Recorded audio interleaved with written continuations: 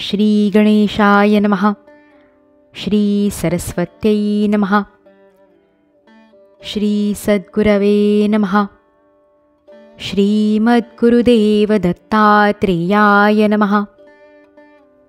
नमो भगवते वासुदेवाय. श्रीमद्भागवत महापुराणं दशमस्कन्ध अथ 62तमोऽध्यायः. उषा अनिरुद्ध मिलन. परीक्षिताने म्हटले, हे महायोगी, मी असे ऐकले आहे की यदुश्रेष्ठ अनिरुद्धाने बाणासुराची कन्या उषा हिच्याशी विवाह केला होता आणि या प्रसंगी श्रीकृष्ण व शंकरांचे अतिशय घनघोर असे युद्ध झाले होते. हा वृत्तांत आपण विस्तारपूर्वक मला सांगावा.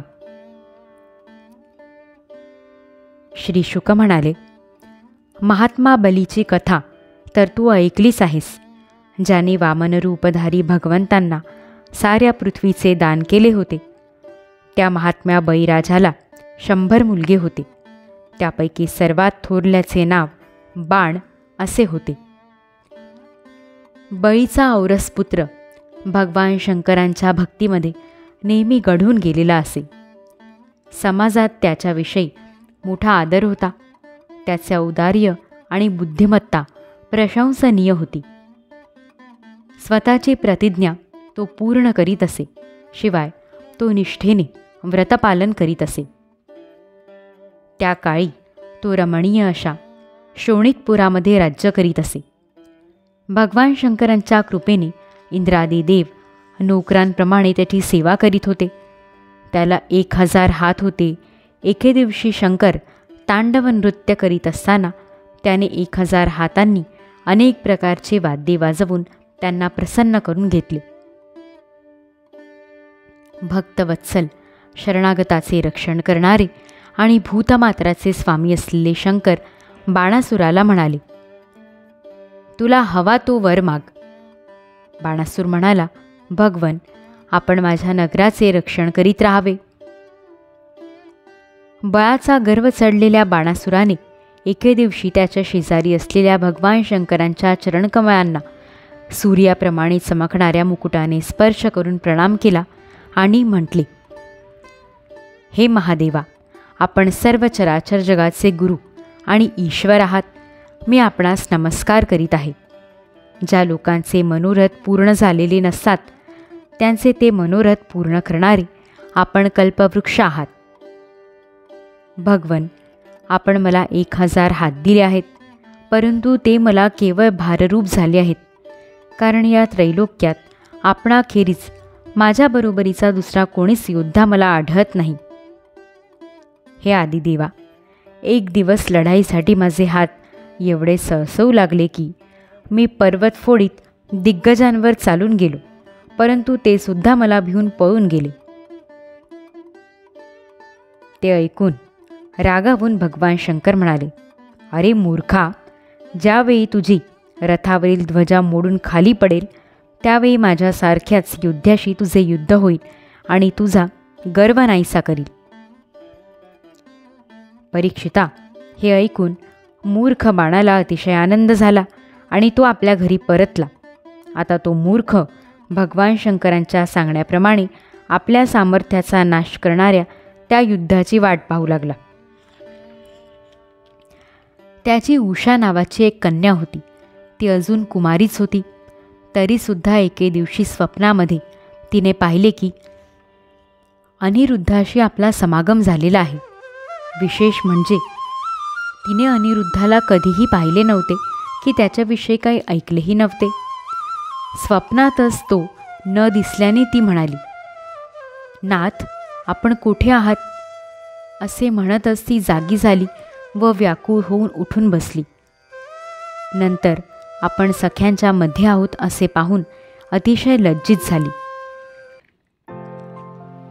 बाणासुराच्या कुंभांड नावाच्या मंत्र्याची चित्रलेखा नावाची एक कन्या होती.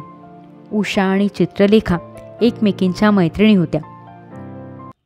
चित्रलेखेने उषेला कुतूहलाने विचारले, हे सुंदर राजकुमारी, अजून तुझे कोणी पाणी ग्रहण केलेले नाही, तर मग तू कोणाला शोधित आहेस आणि तुझ्या मनात काय आहे?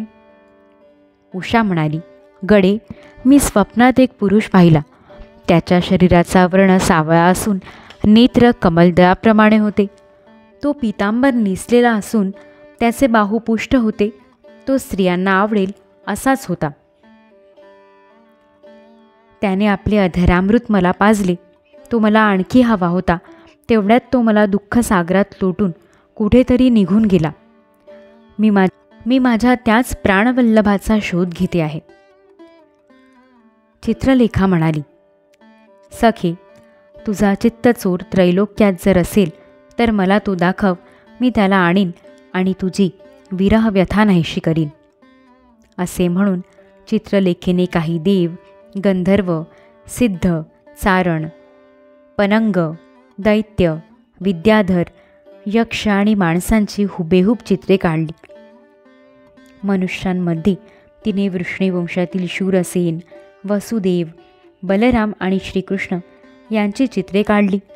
नंतर प्रद्युम्नाचे चित्र पाहताच उषा लाजली. परीक्षिता, जेव्हा तिने अनिरुद्धाचे चित्र पाहिले तेव्हा तर लाजेने आपली मान खाली घातली. नंतर स्मितहास्य करीत ती म्हणाली, हाच तो माझा प्राणवल्लभ. परीक्षिता, चित्रलेखा योगिनी होती. हा श्रीकृष्णांचा नातू आहे हे ओळखून ती आकाश मार्गाने श्रीकृष्णांच्या द्वारकापुरीत पोचली. तेथे सुंदर पलंगावर झोपलेल्या अनिरुद्धाला योगसिद्धीच्या प्रभावाने चित्रलेखेने उचलून शोणितपुरात आणले आणि सखी उषेला तिच्या प्रियतमाचे दर्शन घडविले. आपल्या परमसुंदर प्राणवल्लभाला पाहून आनंदाने तिचे मुखकमल प्रफुल्लित झाले आणि ती त्याच्याशी रममाण झाली. तिच्या त्या अंतःपुराकडे कोणीही पुरुष डोकावून सुद्धा पाहू शकत नव्हता. उषाचे त्याच्यावरील प्रेम दिवसेंदिवस वृद्धिंगत होऊ लागले. ती बहुमोल वस्त्रे, फुलांचे हार, सुगंधी द्रव्ये, धूप, दीप, आसन, सुमधुर पेये, खाद्यपदार्थ, मधुर वाणी इत्यादींनी त्याची सेवा करून त्याला खुश करीत असे. आपल्या प्रेमाने उषाने त्याचे मन जिंकून घेतले होते. त्या अंतःपुरात गुप्तपणे तिच्या सहवासात राहिलेल्या अनिरुद्धाला किती दिवस निघून गेले याचा पत्ताच लागला नाही.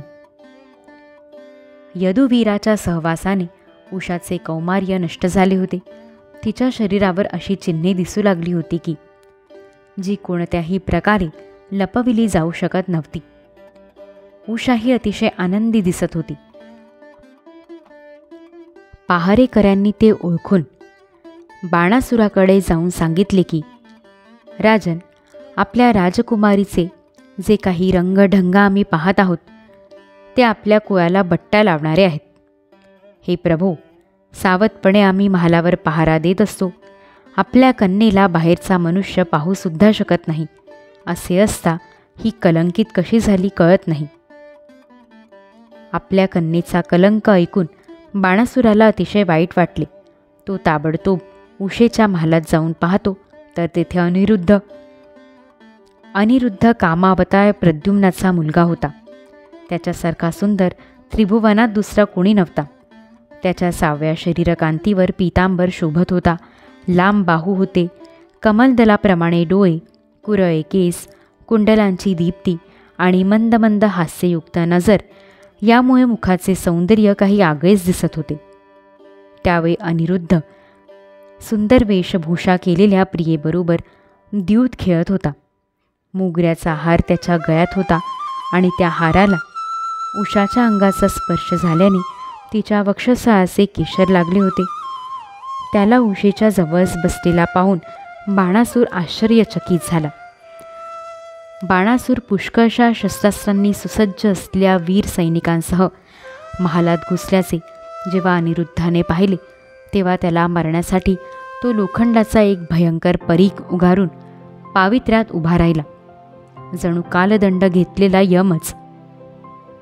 ते सैनिक त्याला पकडण्यासाठी जसजसे त्याच्या अंगावर धावून जात तसा तो त्यांना डुकरांच्या कळपाच्या नायकाने कुत्र्यांना मारावे त्याप्रमाणे मारू लागला. अनिरुद्धाच्या फटकाऱ्याने त्या सैनिकांची मस्तके, हात, मांड्या इत्यादी अवयव तुटू लागले. तेव्हा ते महालाबाहेर पळून गेले. आपल्या सेनेचा संहार करणाऱ्या त्या शूर बाणासुराने संतापून नागपाशांनी बांधले. आपल्या प्रियतमाला नागपाशात बांधलेले ऐकून उषा शोकाने आणि खेदाने अत्यंत विव्हळ झाली. तिच्या नेत्रांतून अश्रुधारा वाहू लागल्या आणि ती रडू लागली. अध्याय 62 समाप्त. इति श्रीमद्भागवते महापुराणे पारमहंस्या संहिताया दशमस्कन्धे उत्तरार्धे निरुद्धबन्धो नाम 62तमोऽध्यायः. ऋषिकेशमेवाग्मनकायजातं हरे ज्ञानतो ज्ञानतो विश्वसाक्षिन् क्षमस्वापराधं क्षमस्वापराधं क्षमस्वापराधं प्रभो क्लिन्नचित्त. श्रीकृष्णार्पणमस्तु. गोपाल कृष्ण भगवान की जय. दिगंबरा दिगंबरा श्रीपादवल्लभ दिगंबरा अवधूत चिंतन श्री गुरुदेव दत्त. श्री सद्गुरुनाथ महाराज की जय.